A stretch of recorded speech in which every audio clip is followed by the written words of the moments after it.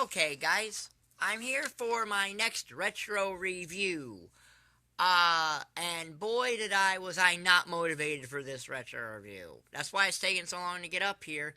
And yeah, this retro review is of the UWF Herb Abrams Beach Brawl 1991, the only pay per view that Herb Abrams UWF actually did.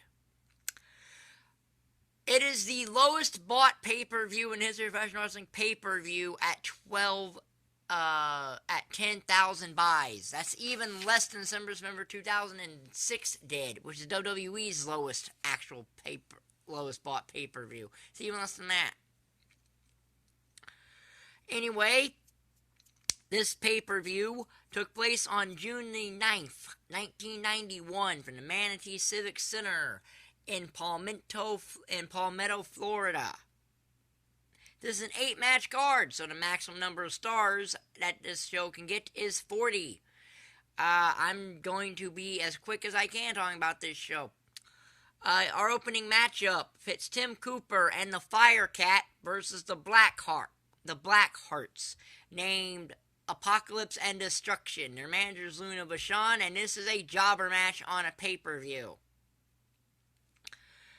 The finish is the Blackhearts. They hit a bear hug and a leg drop combination and win the match. I believe Too Cool used to do that move. I believe it was called the hip hop drop when they used it. Or something. I don't know. Or Grand Adam Sex they did hip hop drop or something like that. Whatever. Anyway, half a star. The Blackhearts had Luna Vachon in their corner, so there's that. Half a star. Next, we have a street fight. Johnny Ace versus Terry Bam Bam Gordy. Johnny Ace was actually being a replacement. He was a replacement for Don Morocco, who they said was sick. Now, he could have just not wanted to be part of this show. I don't know.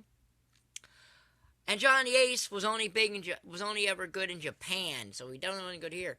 Now, they said that a street fight has no disqualifications in this, and this match ends in a double disqualification. A street fight that ends in a double DQ is a misnomer, because that can't happen. So, 0 stars. This is not a good match. So then we have the best match on this show. Yeah, the best match on this show. As it's Mass Confusion, or the Killer Bees, they're B. Brian Blair and Jumpin' Jim Bronzell, Mass Confusion, versus the Power Twins. This is a 2-star tag team match. It is the best match on this show. The finish comes when the Mass Confusion put on their Killer Bee mask that they had back in the 80s when they were in the WWE, and one of them hits a sunset flip on one of the Power Twins. I believe it was B. Brian Blair hit the sunset flip on one of the Power Twins. I don't know what the guy's name was. The announcers never said it. So, yeah, 2 stars, best match on this show. It's the majority of the star rating for this show.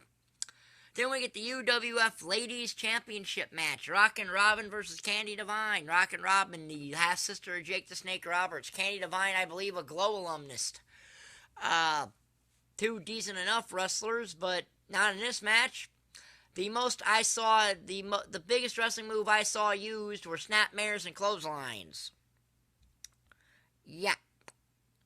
Finish comes when there was a jumping sunset flip off the middle rope by Rockin' Robin, but that wasn't the finish. The finish of the match is Candy DeVine whips Rockin' Robin in the corner. She charges Rockin' Robin. Rockin' Robin moves out of the way. And then the 24/7 champion's worst nightmare happens. A roll-up wins the match for Rockin' Robin. 1 star. Not a horrible match, but it was what it is. Almost any women's match today is better than this match. So then we have a strap match. Paul Orndorff versus Colonel DeBeers. And I will say this is one of only 3 matches that actually have a build-up package to it. Paul Orndorff is not in the build-up package, so if you wanted to explain why Paul Orndorff is wrestling in this match, they're not going to get that.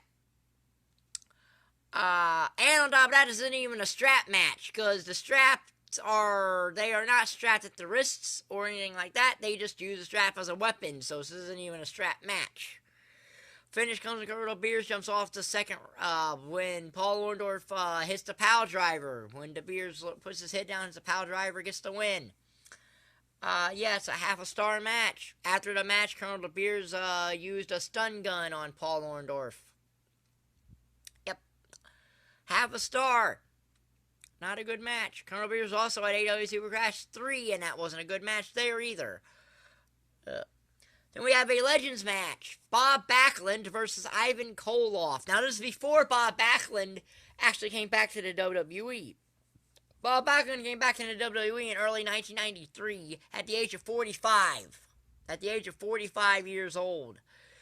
And by the end of 1994 would be the WWE champion, and then he would drop the title to Diesel in 8 seconds about a couple days later at Madison Square Garden. As far as this match goes, it's not no disrespect to these two legends, but this is not a good match. Finish comes when Backlund does an Oklahoma roll, and then bridges behind it and wins the match. No stars here. I should also mention there was a Captain Lou's Corner with the Blackhearts and Vachon that went absolutely nowhere, but it's a in-ring segment. I'm not gonna bother with that. It's a promo, so it doesn't even count. Our semi-main event is the team of Wet and Wild versus Bob Orton Jr. and Cactus Jack of John Tolos in a shark cage above the ring. John Tolos, of course, was the coach in the WWF. It was the person who managed Mr. Pervert SummerSlam 1991. Like most of the matches on this card, not a good match. The finish, Cactus Jack is holding Steve Wild Thing Ray for Bob Orton, who has some brass knuckles that John Tolos gave him. Orndorff hits Jack with the brass knuckles, and then Sunny Beach, the other Wet and Wild pins Cactus Jack. That was the match. And then Bob Orton and Cactus Jack have a fight. If this went somewhere, I'm not interested to look it up. It probably did, but eh. Main event. The tournament final for the UWF Sports Channel Television Championship. Bam Bigelow versus Dr. Death Steve Williams in the second best match on this show. 1.5 stars. Both guys get busted open very early in the match, and then Dr. Death Steve Williams wins a power slam and wins the match, and he becomes the UWF Sports Channel Television champion.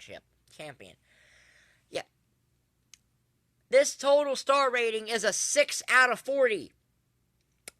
Generally, I do not say what the rating is because the rating is down there and it'll still be down in the description. This is an F-. This is an F-. This is the worst show I've ever seen. And believe you me, I've seen some bad. I have seen King of the Ring 1995. I have seen almost every WCW pay-per-view from the year 2000. I have seen December 2006. This show is worse than that. I've even seen Halloween Havoc 1998. This show is worse than all of those. There's a reason there are a lot of reviews of this show on this site, because I don't think anyone would actually knowingly watch this show. So yeah, my next retro review will either be a WWE or a WCW pay-per-view. If it's a WWE pay-per-view, it'll come from either the Attitude Era, which is the WWE's most financially successful era, or it'll come from the Ruthless Aggression Era, which is the era of the first brand split. If it's a WCW show, it'll come from either the summer of 90, from the height of the NWO angle, which is 96 to 98 to me. Not summer 96 all the way through 1998, or it'll come from 2000-2001, which is WCW's last full year in existence. And whichever show I watch, that'll be up probably in the next couple weeks or so. Maybe longer, who knows. But if you like this video, this will be in the Retro Wrestling Review playlist, because it'll be there. But if you like the video, like button down there, subscribe button down there, and thank you for watching. Bye.